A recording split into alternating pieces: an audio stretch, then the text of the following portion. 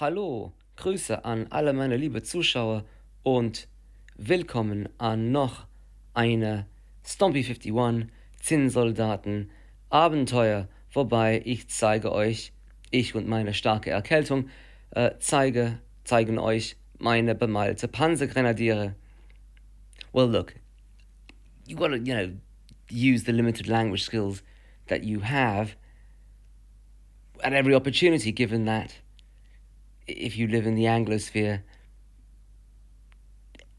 everyone outside seems to speak perfect English as well, so there's no point in it at all. Anyway, point of that long tirade was it's a Stompy 51 miniature adventure, and this week we're looking at the Panzergrenadiers that I actually got round to painting over a couple of weeks. And so let's crack on with looking at the actual miniatures which I took the time to paint. Now the thing with 15mm is there is no point in going to absolute town on them, because the reality is you're looking to step up at more of a tactical level and look at every fellow's little monocle. That said, these Battlefront Flames of War 15mm miniatures are really good in plastic. The coats and clothing generally were Feldgrau. These smocks, I didn't go to town again. I think I just used like a lime green, which I think is too yellowish green, but who cares? I'm sure they just used whatever they could, which was the approach I took in my little rummaging through my paint supplies, which I think need a bit of an update. Anyway, if all these fellows hadn't spent so much time worrying about their little fancy schmancy looking uniforms, they might have been a bit more sane and done something with their civilian lives instead of worrying about aggressive nationalism. The helmets actually were vermin grey, I think, a Games Workshop colour, which I just took a very tiny paintbrush and just dabbed little bits of flesh colour and then a bit of dryad bark, mixed it with a bit of black, just to make them look that they were a bit scratched. I'm sure people wouldn't have been walking around with such humongous scratches on their helmets, but why not? And you know me, I love going wild with scenery, albeit I had to make sure that the plains of Ukraine didn't look too much like some kind of village fete gardening competition in the south of England, or the Shire, which is what I normally end up doing by mistake. And so I try to kind of keep it reasonably low key. I'm not sure if you would have grey rocks just sitting all over the place, or if the rocks would be a more similar colour to the soil. But either way, I think they're just about fine. And remember, I'm coming from a fantasy background. I thought I would use, I had this very old Games Workshop grass, possibly now more than 15 years old, but it was a lighter colour, and I thought, you know, this is summer in Eastern Europe, and with all the grey of the uniforms, I didn't want to have a darker colour like that, knowing that I actually had kind of O-scale train kind of terrain bits and bobs of that darkish colour. That's a rock from Lanzarote from many years ago. They were fantastic. I wish I'd picked up more. They were just all over the floor, all over the place, and they're volcanic rock, and they're quite kind of granular, which makes them look quite funky, albeit again, I'm not sure how volcanic the plains of the Ukraine are. And this miniature actually shows you that these are Africa Corps forged in battle 15mm, and that's a Battlefront miniature, and they all look perfectly fine together, don't they? And you can see I didn't bother painting his goggles. Again, there's a certain level of detail that's needed, and you can have one of those medium mortars in your platoon. I found painting the artillery particularly fun. That 3-tone medium to late war camouflage pattern came out all right, and I used similar effects of just getting sponge foam and dabbing all over the place as I do for 28mm, and it seemed to translate reasonably well. And there is something fun about watching these people in a kind of diorama getting on with it, albeit what they're getting on with is holding up the Soviet advance. And we're obviously cheering on the Soviets, at least at that point. Right, so what's that? It's a 105 howitzer. And then what else have we got here? Why is that so heavy? So again, those are Afrika Korps Forge and Battle repainted for the Eastern Front with someone from one of the artillery pieces that I got from Battlefront. And I presume that's an MG42, and you've got to have one of those as part of every single one of your individual grenadier squads. And then these are obviously the individual grenadiers. I did take the trouble with most of them to paint their little gaiters and things. Not here, but again, who will notice? I'm not sure if those, all the colours of their various backpack accessories are correct, but again, 50mm, couldn't be bothered. I am pretty sure that those gas mask canisters were a darker colour, but I couldn't be bothered. I'm not sure anyone used gas in World War II, so these guys had to run around with those the entire war and presumably never taking them out. I suppose the people most likely to use them were probably them, so use gas, so they didn't need to. It's another MG42 or 34 or whatever. I suspect at that distance you can't really tell. And you can see I kept it pretty simple. I tried to remove some of the bigger mold lines, but with the plastic at that scale, it was very hard.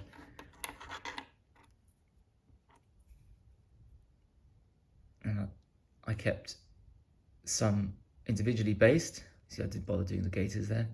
That's what they're called. So he's some kind of NCO. But again, you can already see, just looking at them in a group, that you're going for a group effect here.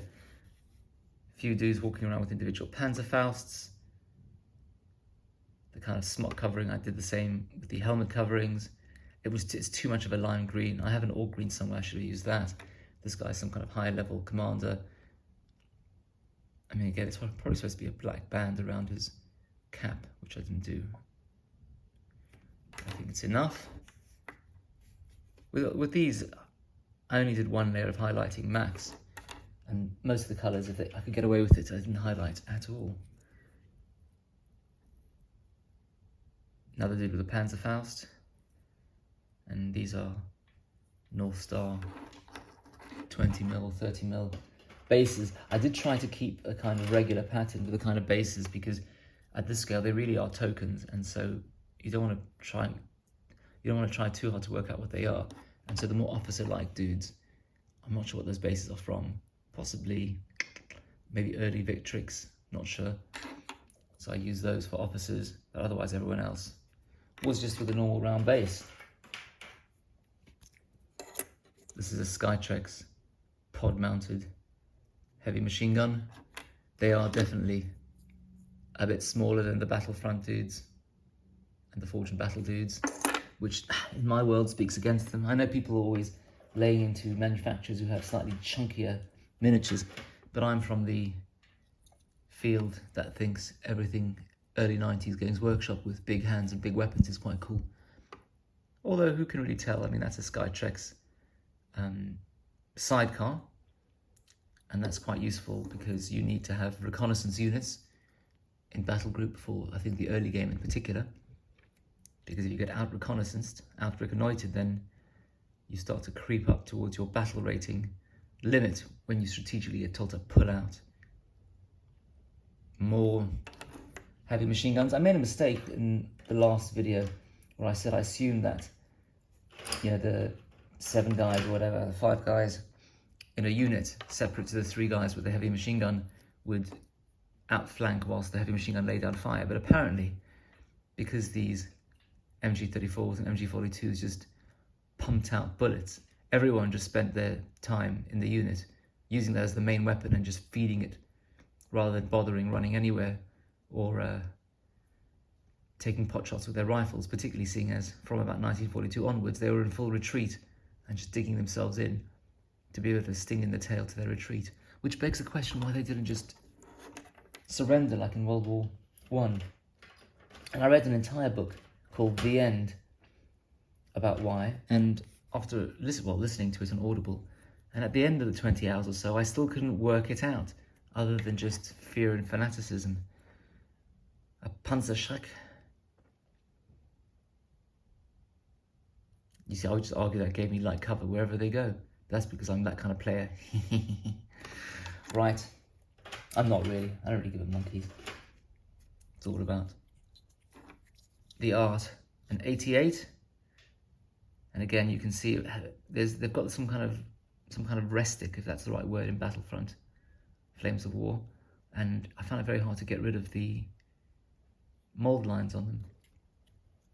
I did have fun putting loads of bushes on anything that might be dug in, because again, I think the Germans spend most of this part of the war just being a sting in the tail as they retreat. So I'm not sure the Soviets or Americans bother with that kind of thing. They're trying to move, whereas these guys are just digging in.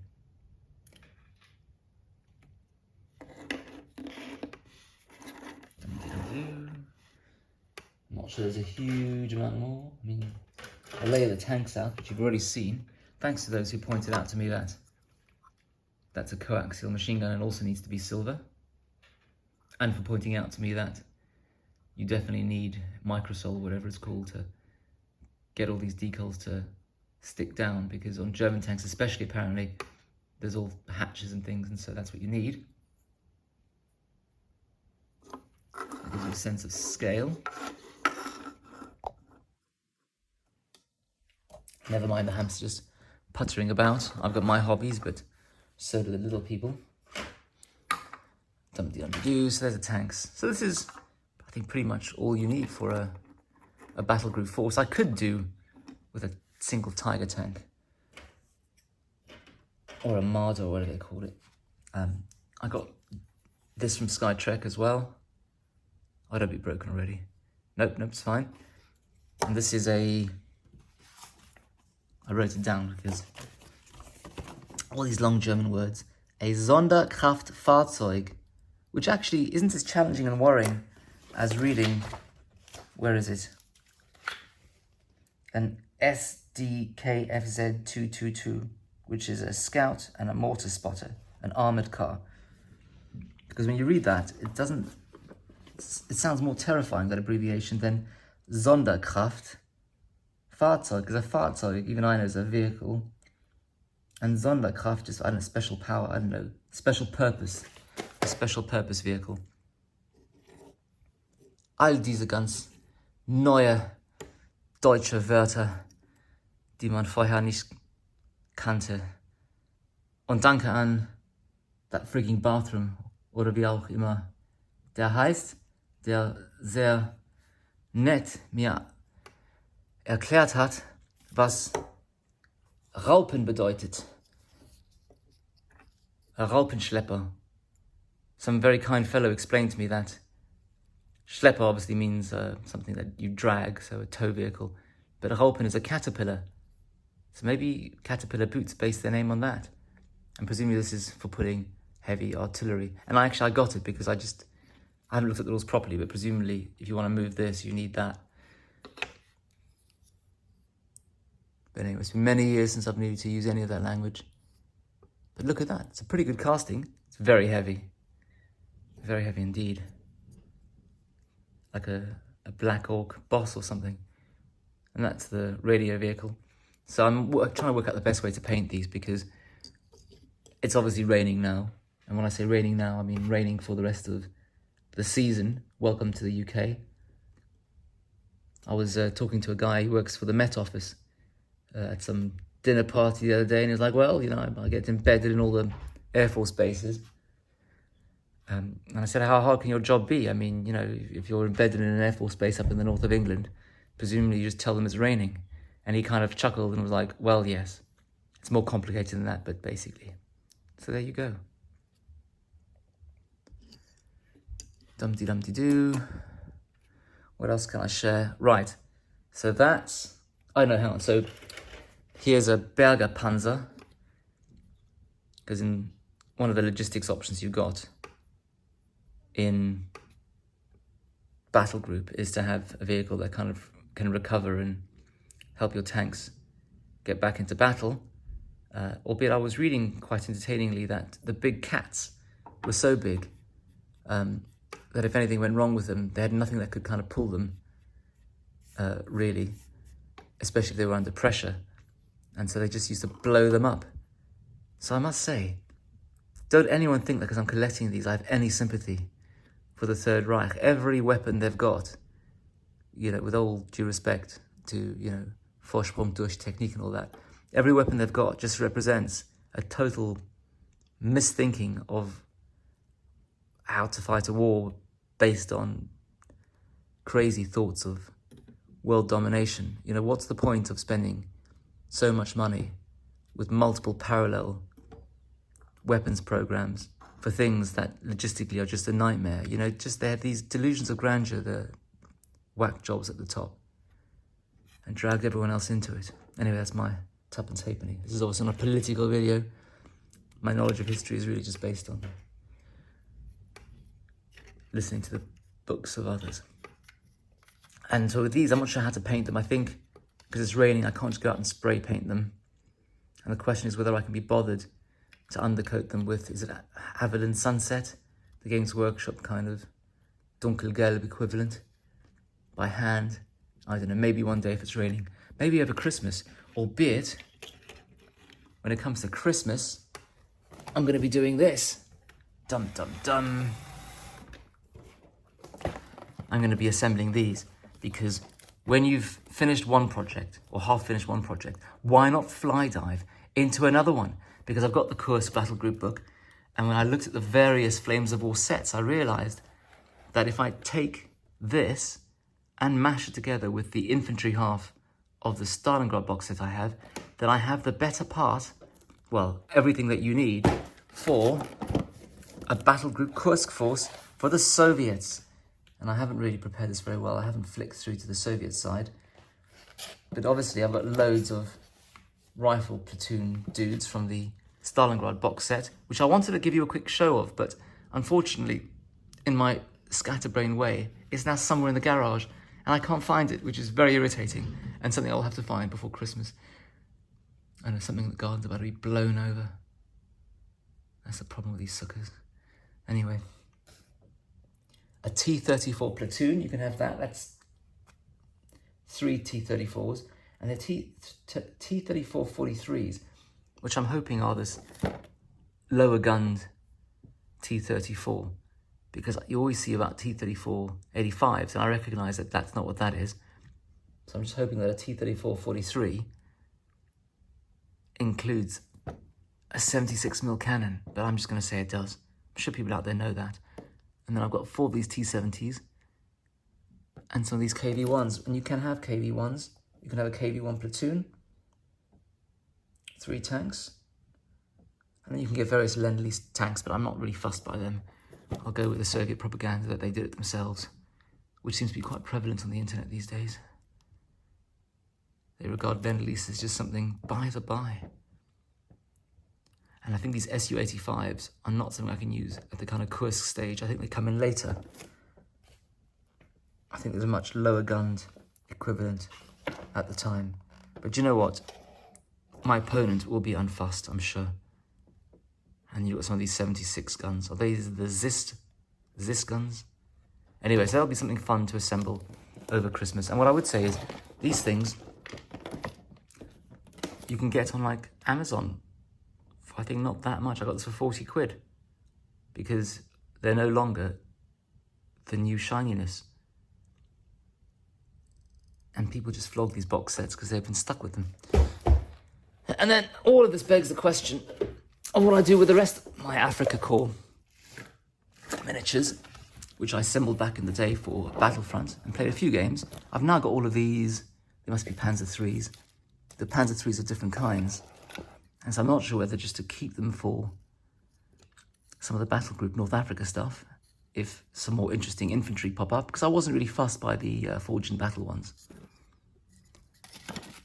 But maybe someone else will end up doing something in plastic at this scale. Or I could just spray paint them grey and just use them for something Blitzkrieg. And I'm pretty sure that Plastic Soldier Company does some Blitzkrieg plastic Germans. But then you need someone who had 15mm French. And who in the world has 15mm French? Dum dum dum. And then with all this other extra artillery, because you don't really need it for BattleGroup, I'll have to work out what to do with that as well. But that is the fun of random collections. At which point we'll leave it there, and I leave you with news that I flogged all my pirates, got bored with them, and because Wargames Foundry are having a sale, raising prices, I picked up some Darkest Africa and American War of Independence. It's all just so shiny. I don't have a problem, honest. I'm not an addict. Anyway, so thank you very much for watching. I know your time is valuable. Please do subscribe so other people can see my musings and the hobby stuff that I actually get around to doing. And I love the comments that you all leave. I always get around to replying, all the insights, criticisms, etc. All good stuff. Hope to hear from you and see you next time.